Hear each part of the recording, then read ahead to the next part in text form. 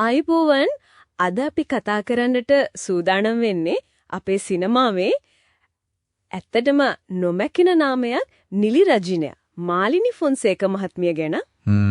අපේ අතේ තියෙනවා එතුමිය ගැන සම්මාන විස්තරය වගේ දේවල් චරිත අපදාන උපුටා ගැනීම සමරු සටහනකුත් තියෙනවා. ඔව්.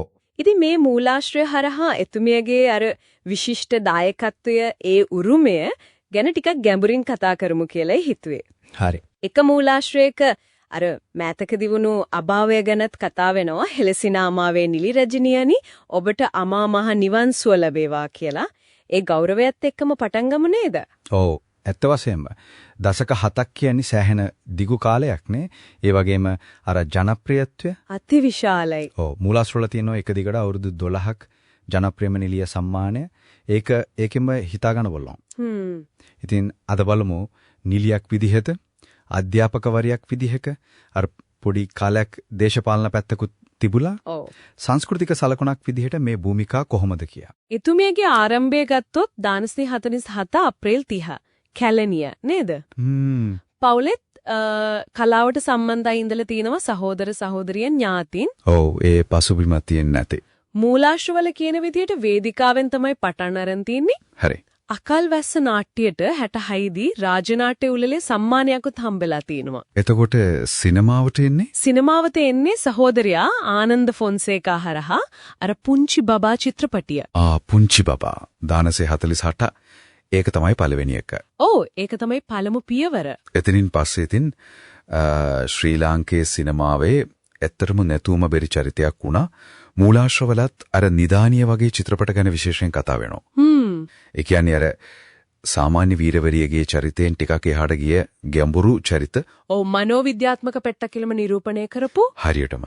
හිඟන කොල්ලා බඹරු එවිත් ආකාශ කුසුම් මෑත කාලින එකක්. වෑකන්ද වලව්වා. ඔව්.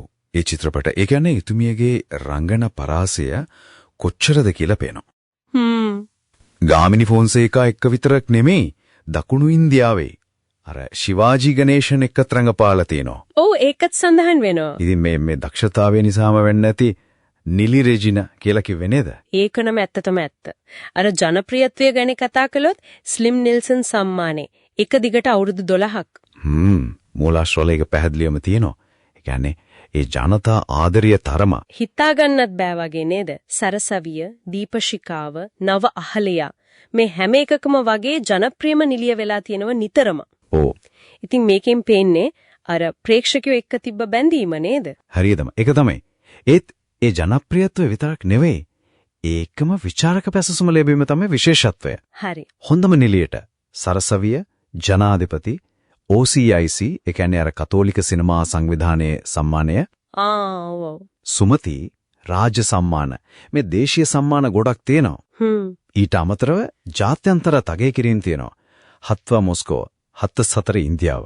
අර ආකාශ කුසුමකටත් නේද? ඔව් 2009 දී ඉන්දියාවේදී රිදි මයුර සම්මානය. 2010 ලෙවන්තේ උළෙලේ සම්මානය අර CNN එකෙන්. ආසියාවේ විශිෂ්ටතම නළු නිලියන් 25 දෙනා අතරට.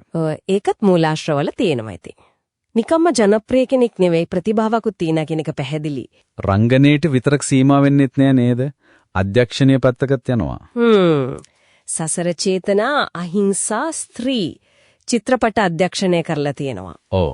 ඒ වගේම අර ටෙලිනාට්‍ය ක්ෂේත්‍රයේත් පුරෝගාමී වැඩ කොටසක් කරලා තියෙනවා. ටෙලිනාට්‍ය. ඔව්. මූලාශ්‍රයන තියෙන නිරූපමාලා අධ්‍යක්ෂණය කරලා ලංකාවේ පළවෙනි ටෙලිනාට්‍ය අධ්‍යක්ෂකවරිය වුණා කියලා.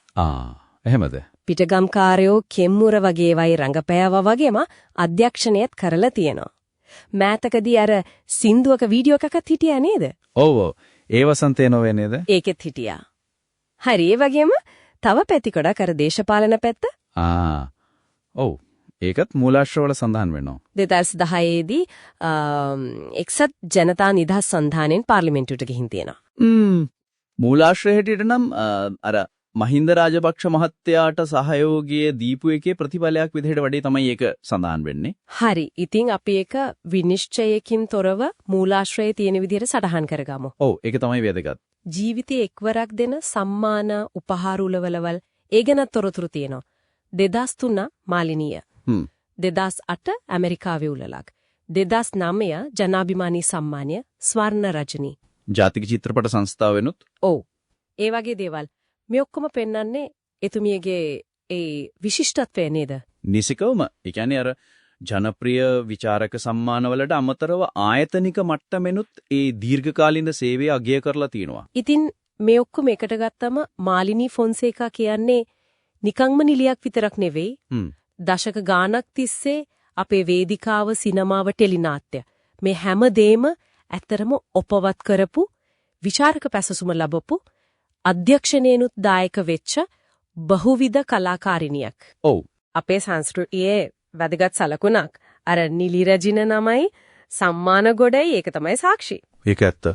අවසාන වශයෙන් මේ මූලාශ්‍ර ඔක්කොම බලද්දී හිතට එන දෙයක් තමයි මොකද්ද? මේ බලන්නකෝ.